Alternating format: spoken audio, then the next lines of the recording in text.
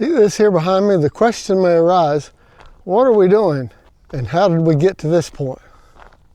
I'm gonna try to answer that question. I'm getting ready to lay off this building, and the first thing I've done, I've blown off all the debris, clean it up as best I can, because you want your work site, you want it to be as clean, free of debris as possible. I've decided to go ahead and put up batter boards, again, for two reasons.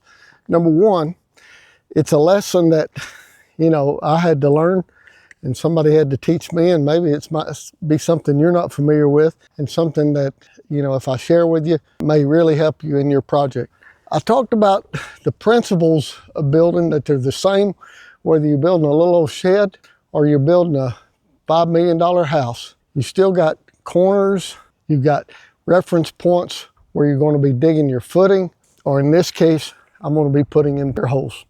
So what I want to do to start with before I put my batter boards up is I want to find a reference point pretty close to where my corners are going to sit. I'm going to put this one here, pretending that this is where the corner post is going to sit. 16 inches off of that line. From my outside of post to outside of post is going to be 12 feet.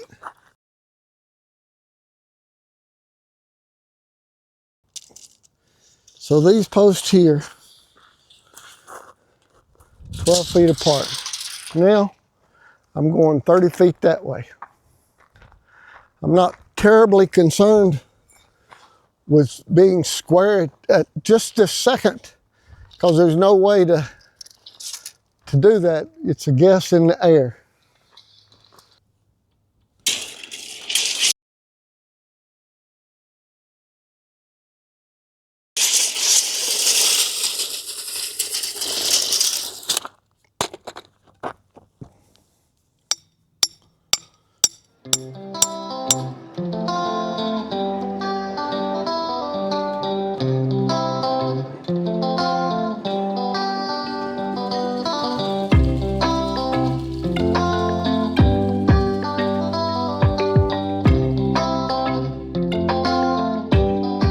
I want to make sure that I'm somewhere close to square.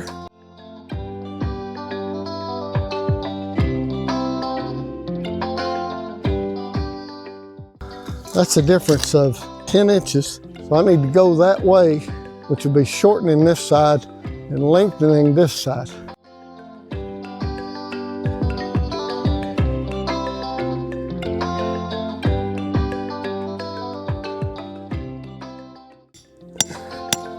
So if I come in here and measure again diagonally, boy, that sun feels good today.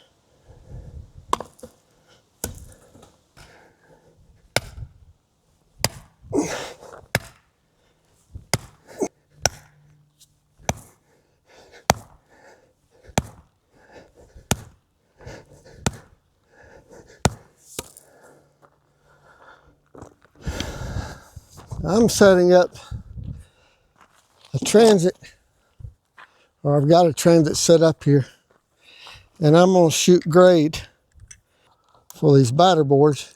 But I'm going to start here with this one that's closest to the ground. Let's see, I believe I'll start right here with this one. It's just a little bit higher up.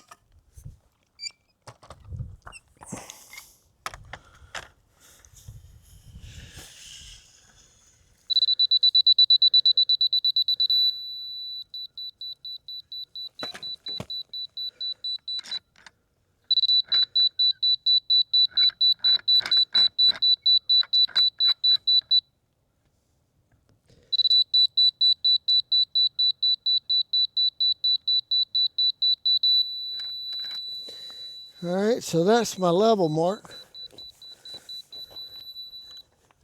Now, something I didn't mention, another huge benefit of doing batter boards is I will have a flat, level line all the way around all the posts. And so then when I go to cut the post off to set my beams on it, all I have to do is measure up from that line. I don't have to put a laser up on top or nothing like that. All I have to do is just that one level line around there. I can measure off that line on any post anywhere on the building, and I've got a good level flat spot. Does that make sense? I'm sure it does.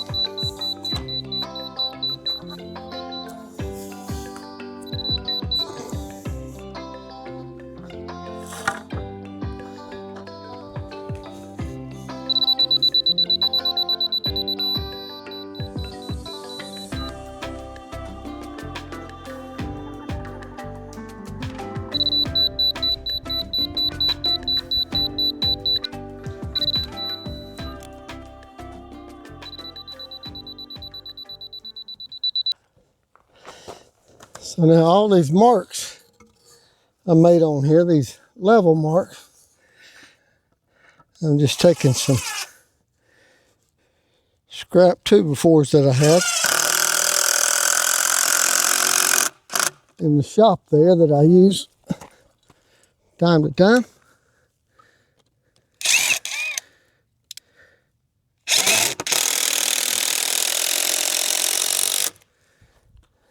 And just screw these. I'll show you what I got here in a minute.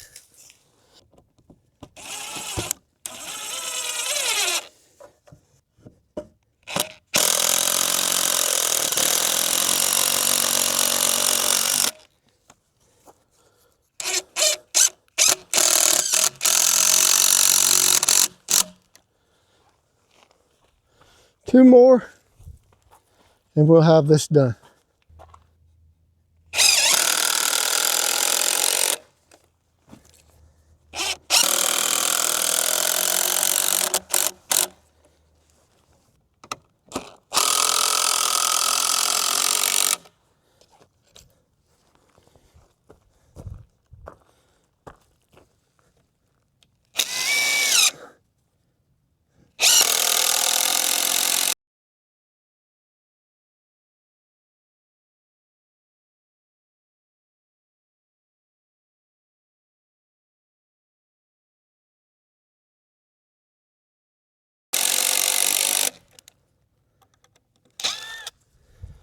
Alrighty.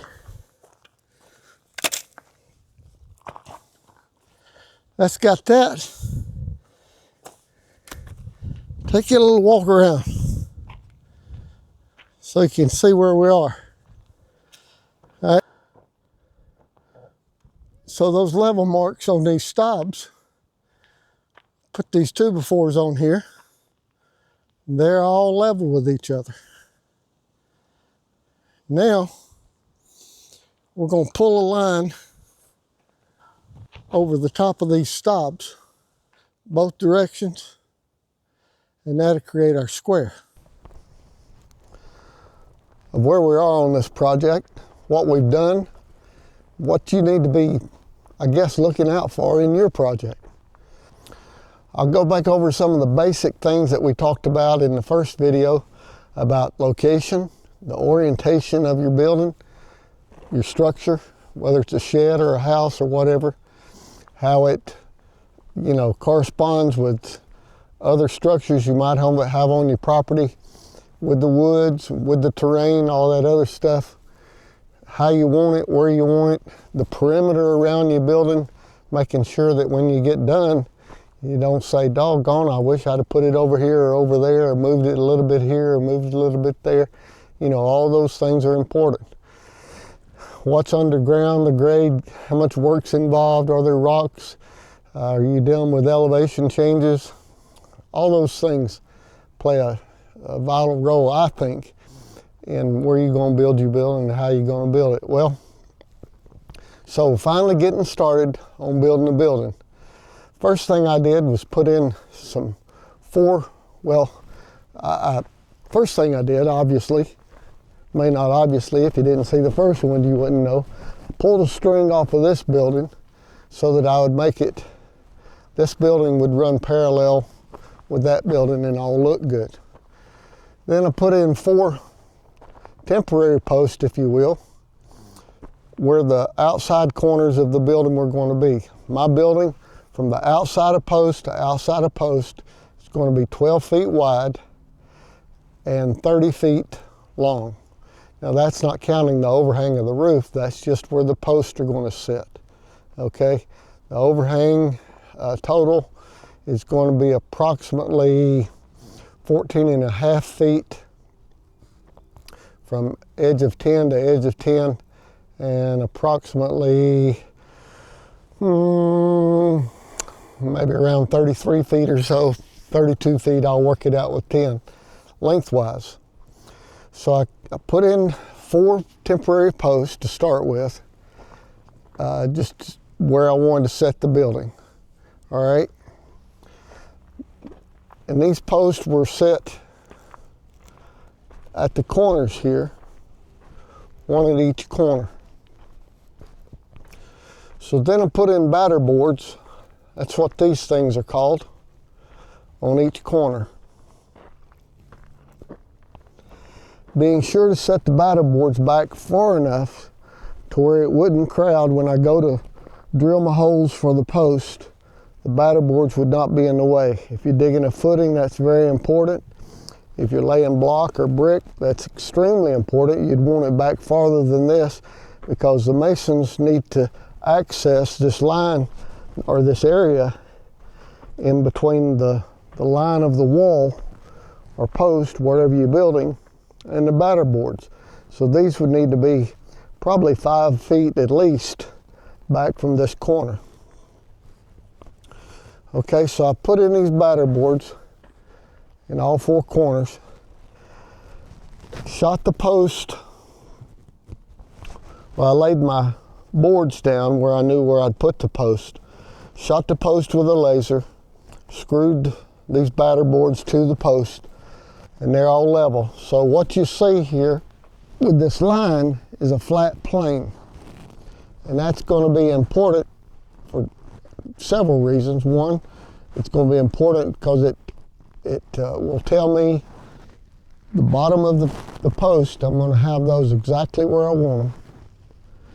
They're all going to be straight as a string. You know what I'm saying? Straight as a string. And then I came in and pulled these lines 12 feet wide from the outside to outside. I think I've already said that, but I'll say it again, 30 feet from outside to outside. And I took a little round flue liner that was 8 inches in diameter and just painted me some circles where the post holes are going to go. Now I know that the ones in the corner are going to be right there and right there. On the back, I'm putting these 10 foot on center. So there's one there and one there in the middle. On the front, the truss beam that I'm going to be using is 22 feet 9 inches. So it goes from here to here.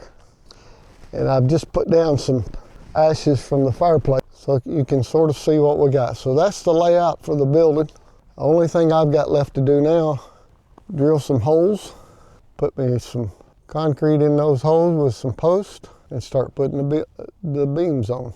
I don't think I've left anything out. May have. If I have, if you'll drop me a note, I'll try to be sure and go back and cover it. But hopefully this will give you some idea of what I'm doing. And of course, you'd have to apply it to your particular situation. You're going to have surprises all along the way, but you can do it. You can do it. This is not rocket science. You can do it. All right, I'm just trying to think if there's something else I need to add before I move on. And I'm really excited to do this. Let me show you why. It's been about, I don't know, goodness, almost 6 months ago now. I bought this auger. Goes on the front of the tractor, and I never have used it. Look at that, the paint's still looking brand new. I'm really excited about putting it on the tractor and seeing what she'll do. It's supposed to drill a 9-inch hole on poster 6x6, so that's going to be exciting. Hey, I'll see you, my friend, in the next one.